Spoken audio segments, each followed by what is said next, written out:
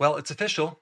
YouTube has just now banned anything related to health that doesn't align with the general medical consensus. So, if any information related to health doesn't agree with the World Health Organization, they won't necessarily always take down the video, but they're going to change the algorithms. So, they're going to replace those videos that were popular, that had lots of likes and lots of engagement with medical information. This new partnership with YouTube is supposed to protect you against misinformation and promote high quality health information. And their definition of misinformation is anything that opposes their viewpoint. I mean, if you go to drberg.com, you will see that I have 7,607 success stories. I'm helping people. I'm giving people lots of non toxic solutions. And if you just read the comments, you'll see that a lot of people are being helped. So, my information is not dangerous. It's not misinformation. It's actually quite helpful. And this new change is going to hurt a lot of people because they're not going to be able to find alternative viewpoints, alternative opinions. Sometimes medicine doesn't work. Looking for inexpensive natural remedies to handle certain body issues. But guess what? Now they're going to have a very difficult time finding those solutions because all these medical sites are going to replace alternative health. I mean, I used to rank for so many conditions.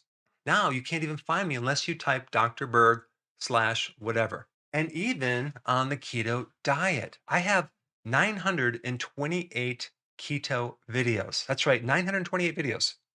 Guess what? When you type keto diet, you can't find me. Instead, the number one ranked video is from Mayo Clinic. Okay. And the comments are turned off. And you can see the likes are actually not very high compared to the number of views. I think they have like 260,000 views, but very few likes.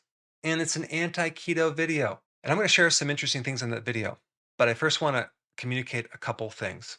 A long time ago when Google started, they had this motto, and that was do the right thing. And then they changed it to don't be evil. And now I don't even know what if they have a motto.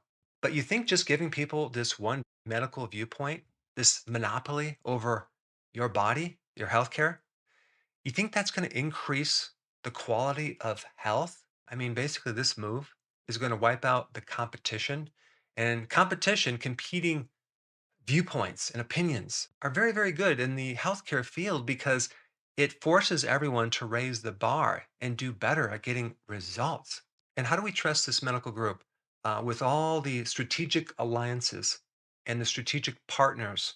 The strategic alliances with Big Pharma and how they partner with medical universities and medical journals. How do we trust that? Like I said before, their definition of misinformation is basically any information that opposes the medical viewpoint, the medical consensus. How do we make sure they're transparent with all the conflict of interest, the strategic alliances and the strategic partners, and what they call the stakeholders, which some of them are part of industry, and of course, the revolving doors with all the directors.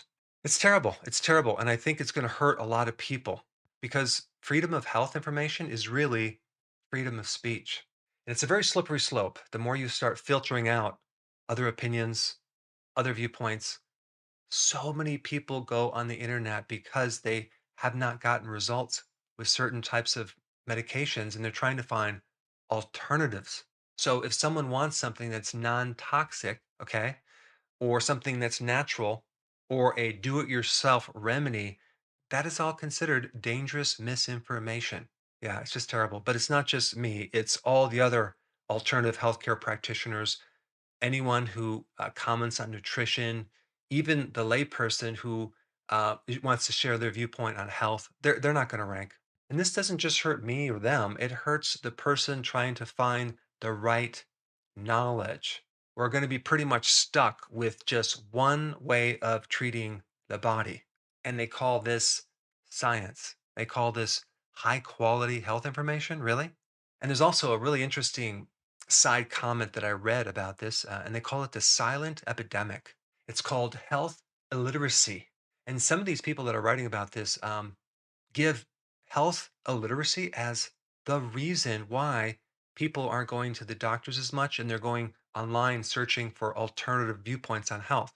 And this is what they defined health illiteracy. You ready for this? It's an inability to comprehend and use medical information. And they say this, it's worse with the elderly, poor people, and minorities. Sounds a little bit like discrimination to me. So basically, they're saying that it's an epidemic out there. There's so many people who just can't understand medicine, right? And that's probably why they're going to alternative sites, like things like that, and not sticking with incredible high quality healthcare information. I mean, this is just ridiculous. I mean, maybe they don't understand it because the doctor's talking over their head or the information doesn't make sense, or maybe they do really understand. They just don't agree with this idea of suppressing a symptom with a drug and being on the drug the rest of your life. To me, that's not science.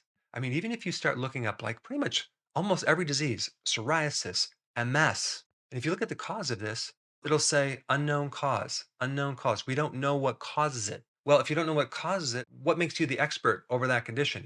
But what really frustrates me is having them take over the keywords for the ketogenic diet. Now, why is that a bad thing? Because they don't have any experience in that area. Many times when doctors go to school, they don't get a lot of training in nutrition or anything alternative. And so now they get to be the controllers of that information as well. This next video that I'm going to show you is the video ranked number 1 for the ketogenic diet. Check this out. According to Dr. Google, the most searched question of 2018 was, what is the keto diet? Now, the reason I'm bringing this up, and this was even 4 years ago, keto is very popular. People are searching for it. The bottom line is the more people that get on this diet, the less medication they're going to need because it handles so many issues. Instead of carbs for energy, the body burns fat, entering a state called ketosis. Ketosis, what could go wrong? Sounds like a great plan. Sounds a little dangerous to me. That's why I've not tried it. Dangerous? Really? Here's the problem. The lack of differentiating between therapeutic ketosis, okay, or they call it nutritional ketosis, and ketoacidosis. But mild ketosis or therapeutic ketosis is extremely therapeutic. And I'm going to put some links on a whole bunch of science behind that that supports that. When I think about ketosis, sometimes I get a little nervous. I think, well, gosh, we don't really actually want you in ketosis. But can you tell us about that? Right. And I think this is something that is the unknown with when people are saying, well, I'm going to put myself on a ketogenic diet and be in ketosis, because really when you think about what ketosis is, it's a alternative pathway that our body has to use in times of emergency. So right there, you could see that a huge bias. They don't want people to do keto. They think ketosis only occurs in an emergency situation when you are starving or something like that. That is so false. Talk about misinformation on steroids. That is absolutely not true. Did you realize that when your body goes into this mild ketosis, your flight or fight mechanism goes down? It reduces cortisol. You help balance the autonomic nervous system. It's anything but emergency. It's super healthy. So you're right. It's something that historically has alarmed us in terms of we don't necessarily want people to be in ketosis. It can be very dangerous. Ketone bodies are considered toxic. Your body has two ways of getting rid of them. You either exhale them through your breath or you urinate them out. And so it is a stressful kind of process on your body too, because your body is trying to rid itself of these ketone bodies. Here's another clip that shows that they just don't have any information about this. They have zero information about the healthy version of ketosis. It's not toxic. It's not dangerous. Ketones are actually a super fuel. Ketones are an antioxidant. And they talk about it being toxic because your body's trying to get rid of it through urine or breath. That's just in the transition step. When you're transitioning over to burning fat, the motor is inefficient. So you're wasting some of these ketones. And then very quickly, your body becomes very efficient where you're utilizing all this ketone energy. In fact, a ketone is much more efficient than glucose. It produces more energy and it runs off fat. I mean, just think about way back when we had this hunter gatherer type environment. We developed this ability to run on ketones for a survival mechanism because we didn't have food available. We didn't have all these carbohydrates. So to say that ketones are dangerous, it's just the opposite. Glucose is dangerous and toxic. In fact, the numbers of people who have diabetes have a condition called hyperglycemia. That's high blood glucose. Another term for that is glucotoxicity. Okay. That's very, very damaging. And what's really interesting about that concept is this: when you eat a lot of sugar and carbs, okay, which they don't seem to have a problem with, over time, you develop diabetes, right? And in advanced type 2 diabetes, as well as type 1 diabetes, that's when you can develop this ketoacidosis problem. So, the number one reason why people have ketoacidosis is because they have high blood glucose, okay? Has nothing to do with being on a ketogenic diet. I've never met one person that's went on the ketogenic diet and has developed ketoacidosis.